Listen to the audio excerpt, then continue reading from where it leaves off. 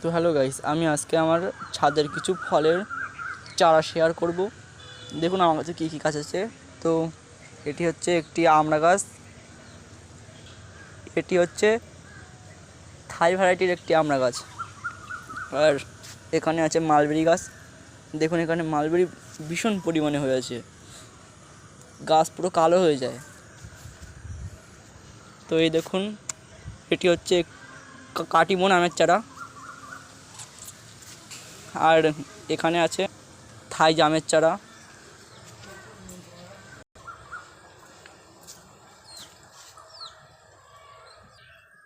আর এটা হচ্ছে এখানে একটি চেরি ফলের গাছ,